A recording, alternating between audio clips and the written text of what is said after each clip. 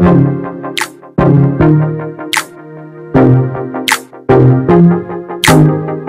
Sealdah station থেকে তোমরা আলিপুর কি করে যাবে কিন্তু কোনো রকম ভিডিও বা ফটোগ্রাফি এলাও নেই। তো দেখো চিড়িয়াখানায় আসবার বাঘ দেখতে পারবো না, এটা কখনো কিন্তু হয় না। দেখো এখানে কিন্তু বাঘ শুয়ে রয়েছে, দেখতে পাচ্ছ জলের মধ্যে। দেখো এইখানটায় রয়েছে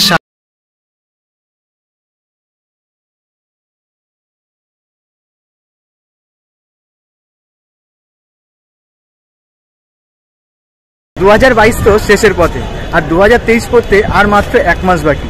আর এখনই কিন্তু শীত অল্প অল্প পড়েই গেছে। তো শীতে ঘোরার জন্য কিন্তু ভ্রমণপ্রেমী মানুষেরা পাহাড়, পর্বত, সমুদ্র সব জায়গায় কিন্তু ঘুরতে যায়। আর চিড়িয়াখানা তো আছেই, কারণ ওটা কিন্তু ছোটদের থেকে বড়দের সবারই প্রিয় একটা জায়গা। তো আজকে আমি তোমাদেরকে নিয়ে যাব হচ্ছে আলিপুর চিড়িয়াখানা। তো এখন আমি চলে এসেছি শিয়ালদা স্টেশন। তো শিয়ালদা স্টেশন থেকে তোমরা আলিপুর কি করে যাবে সেটা কিন্তু সম্পূর্ণ দেখাবো, মানে বাসে করে যেতে হয়, কি বাসে যেতে হবে সেটা তোমাদের সঙ্গে শেয়ার করব। আর আলিপুর চিড়িয়াখানায় এখন কত কি টিকিট রয়েছে, নতুন কি নিয়মাবলী হয়েছে, আর তোমরা ওখানে গেলে কি পশু পাখি দেখতে পাবে সেটা কিন্তু শেয়ার করবো। তো চলো কন্টিনিউ কিন্তু ভিডিওটা দেখতে থাকো।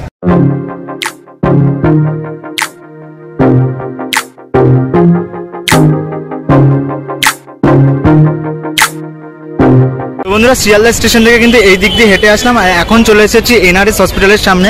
আর এই সামনে যে রোড দেখতে পাচ্ছ, এই রোড থেকেই কিন্তু আমাদের এখন বাস ধরতে হবে।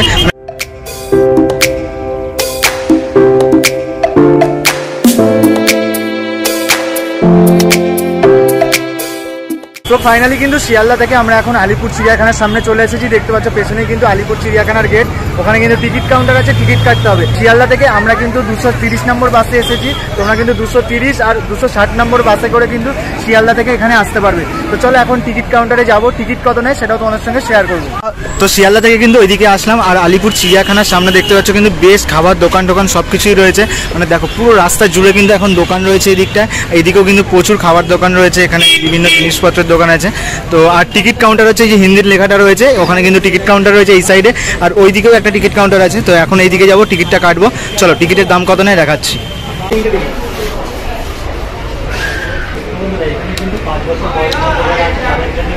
ফাইনালি কিন্তু এখন টিকিটটা কাটা হয়ে গেছে। আগে টিকিট মূল্য ছিল কিন্তু 30 টাকা, আর এখন টিকিট মূল্য হয়েছে 50 টাকা। মানে 5 বছরের ঊর্ধ্বে যাদের বয়স তাদের কিন্তু 50 টাকা করে টিকিট। আমরা 3 জন আছি তাই 3টে টিকিট নিয়েছি।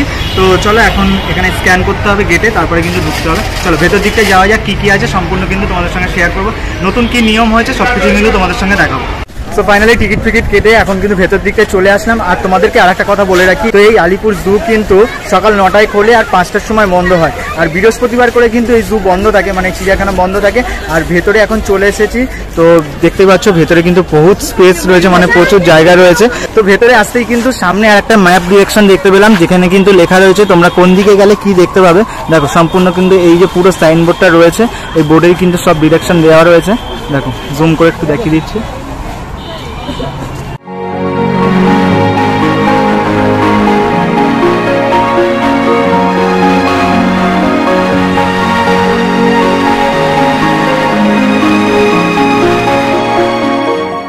এইদিকে আর একটা বোর্ড দেখতে পেলাম, এখানে কিন্তু দেখো পশু পাখি মাছ, এখানে কিন্তু সবকিছুই রয়েছে।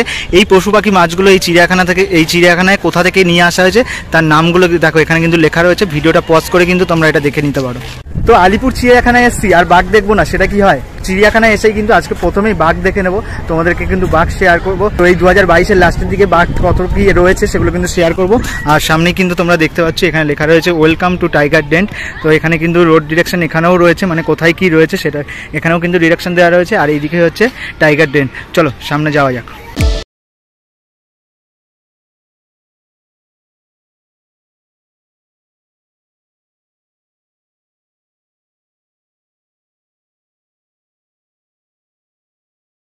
ফাইনালি কিন্তু চিড়িয়াখানার ভেতরে ঢুকেছি, তোমাদের সঙ্গে দেখালাম যে বাঘের গুহায় যাবো এখন।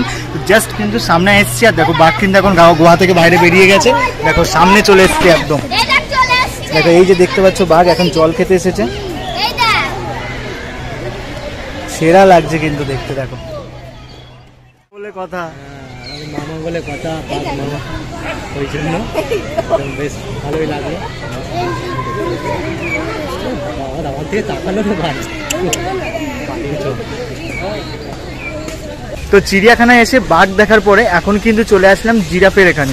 মানে যেখানে জিরাফ রয়েছে দেখতে পাচ্ছ, ওয়েলকাম টু জিরাফ ওয়ার্ল্ড লেখা রয়েছে। এর ভেতরে কিন্তু জিরাফ রয়েছে অনেক। চলো সেগুলো তোমাদের সঙ্গে শেয়ার করতে থাকি।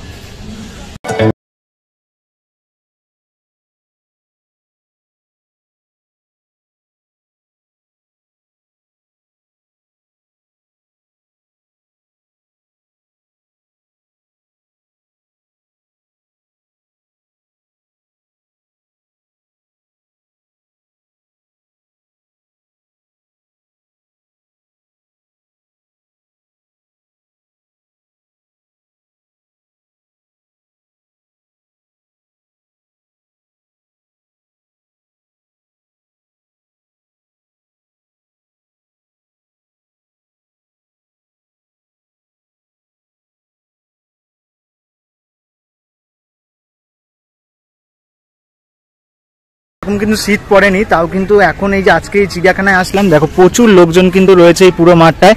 আর তোমাদেরকে একটা কথা বলে রাখি, কোনো রকম ভেতরে কিন্তু প্লাস্টিক অ্যালাউ নেই, কারণ তোমরা কোনো খাবার টাবার নিয়ে আসছো প্লাস্টিকে করে, সেগুলো কিন্তু কোনো অ্যালাউ নেই। তোমরা এমনি শুকনো খাবার আনতেই পারো, আর ভেতরটা কিন্তু পরিষ্কার রাখতে হবে, এটাই কিন্তু নিয়ম আছে এখানে। আর যদি তোমরা এখানে প্লাস্টিক কিছু ফেলো, তার জন্য কিন্তু আলাদাভাবে ফাইনও রয়েছে। তো ওই দিকটায় তোমরা কিন্তু একটা ডাস্টবিন দেখতে পাচ্ছ, এরকম ডাস্টবিন কিন্তু এই চিড়িয়াখানার ভেতরে প্রচুর রয়েছে। আর এই দেখো এখানে কিন্তু কলেজ সিস্টেম রয়েছে, এখান থেকে কিন্তু তোমরা হাত মুখ ধুয়ে নিতে পারো, এরকম কিন্তু কলেজ সিস্টেমও এখানটায় প্রচুর রয়েছে। চলো সামনের দিকটায় যাওয়া যাক। চিড়িয়াখানার ভেতরে কিন্তু তোমরা এরকম আইসক্রিম বা ফুডের কিন্তু বিভিন্ন আইটেম পেয়ে যাবে, এখান থেকে কিন্তু তোমরা খাবার দাবার কিনে খেতে পারবে। তো দেখো বাঘ দেখলাম, জিরাফ দেখলাম, আর এখন কিন্তু দেখতে চলে আসলাম সিংহ। দেখো ভেতরে কিন্তু সিংহও রয়েছে। তো আজকে কিন্তু আমাদের কপাল ভালো বলে সবকিছুই দেখতে পাচ্ছি। দেখো ওখানে কিন্তু সিংহ বসে রয়েছে এখন। আরে ভাই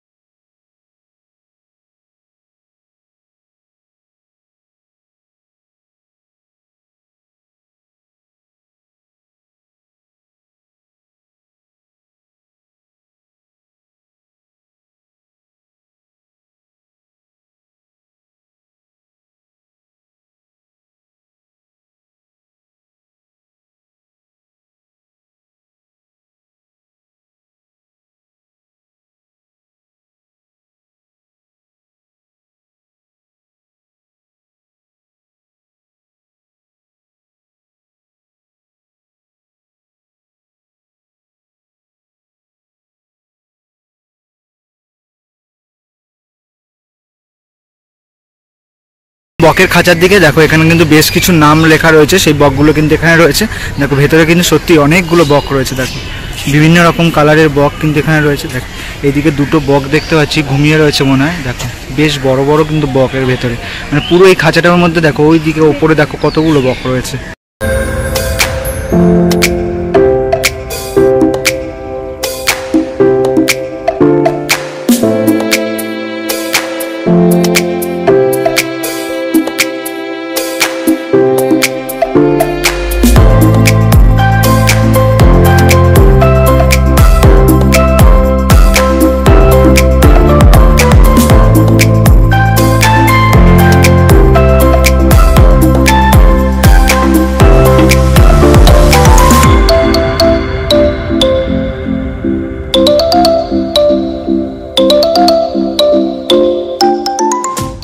তো জিরাফ, হাতি, সিংহ সবকিছু দেখার পর এখন চলে আসলাম দেখো জেব্রা দেখতে। এখানে কিন্তু জেব্রা রয়েছে।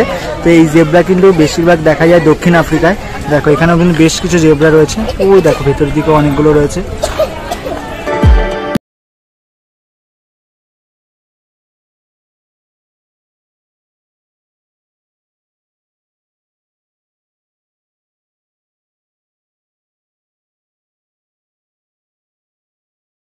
দেখো শীতের দুপুরে চিড়িয়াখানায় আসার একটা মজাই কিন্তু আলাদা। যেহেতু এখনো শীত পড়েনি, তাও দেখতে পাচ্ছ পেছনে কিন্তু প্রচুর লোকজন এসছে।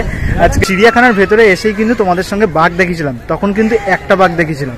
আর এখন যেখানে এসেছি দেখো এই যে জায়গাটা তোমরা দেখতে পাচ্ছ, এখানে কিন্তু প্রচুর বাঘ রয়েছে। দেখো এই যে খাঁচাটা রয়েছে, তার পাশে এই যে পরপর যে খাঁচাগুলো রয়েছে সবকটাতেই কিন্তু বাঘ রয়েছে। দেখো এইদিকে একটা বাঘ রয়েছে, আর এইদিকে একটা বাঘ রয়েছে। দেখো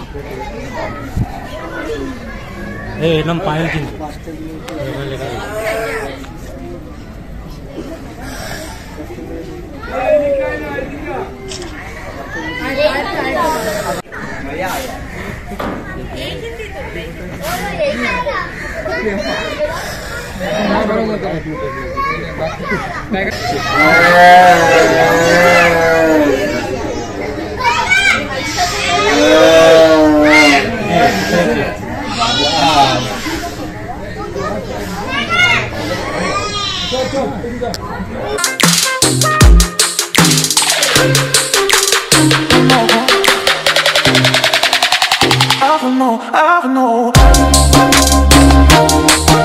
তো এখন কিন্তু তোমাদের সঙ্গে শেয়ার করবো সাদাবাগ। দেখো এই যে খাঁচাটার মধ্যে রয়েছে কিন্তু সাদাবাগ, দেখতে পাচ্ছ একদম মজায় কিন্তু সাদাবাগটা এখানে ঘুরে বেড়াচ্ছে।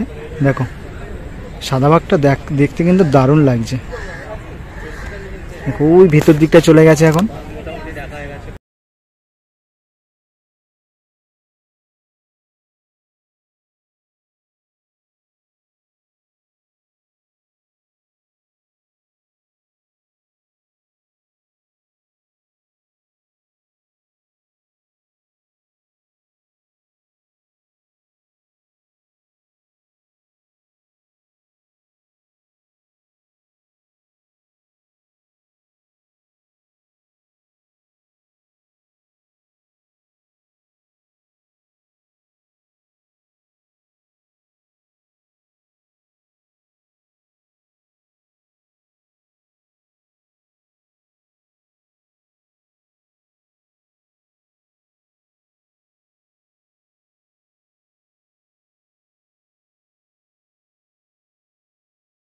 তো বন্ধুরা গন্ডার দেখে আসার পর এখন চলে আসলাম দেখো কুমির দেখতে। এখানে দেখো অনেকগুলো কুমির রয়েছে, কিন্তু এমনভাবে কুমিরগুলো শুয়ে রয়েছে এখানটায়, মনে হচ্ছে সবগুলো এমনি নর্মাল সিমেন্ট টিমেন্ট দিয়ে তৈরি করা। দেখো কিন্তু সবকটা কিন্তু এখন শুয়ে রয়েছে এখানটায়, অনেকগুলো কুমির রয়েছে এই জায়গাটায়। বন্ধুরা দেখো বাঘ সিংহ সবকিছু দেখার পরে এখন চলে আসলাম সর্পভবনে। এখানে সাপ রয়েছে কিছু, সেগুলো দেখি তোমাদের সঙ্গে শেয়ার করতে পারি কিনা। তো এই হচ্ছে সর্পভবন, দেখতে পাচ্ছ। তো এর ভেতরেই কিন্তু সাপ রয়েছে অনেক। তো চলো ভেতর দিকটায় যাই, কত রকমের সাপ রয়েছে দেখাই তোমাদের। গাইস দেখো সাপের ঘর থেকে কিন্তু এখন বেরোলাম, আর এই সাপের ঘরের ভেতরে কিন্তু কোনো রকম ভিডিও বা ফটোগ্রাফি অ্যালাউ নেই, তাই জন্য কিন্তু আমি তোমাদেরকে ভিডিও বা ফটো কিছুই দেখাতে পারছি না। তো আমি ভেতরটা ঘুরলাম, বেশ অনেক রকমের কিন্তু সাপ রয়েছে, তোমরা কিন্তু এসে এখানে কিন্তু দেখতে পারবে। বন্ধুরা দেখো ওই দিক দিয়ে কিন্তু সাপ দেখে এক্ষুনি আসলাম, মানে এই দিকটা হচ্ছে সাপঘর, আর সাপঘরের ঠিক পাশেই রয়েছে কিন্তু হরিণের ঘর। মানে এখানটাতেই কিন্তু হরিণ রয়েছে, দেখতে পাচ্ছ অনেকগুলো হরিণ কিন্তু ভেতরে এখন খেলা করছে। দেখো ওই যে ভেতর দিকে অনেকগুলো হরিণ রয়েছে। তো এইদিকে যে হরিণগুলো তোমরা দেখতে পাচ্ছ, দেখো অনেকগুলো হরিণ রয়েছে, আর এগুলো হচ্ছে মণিপুরের লকটাক হ্রদে দেখা যায়, দেখতে পাচ্ছ।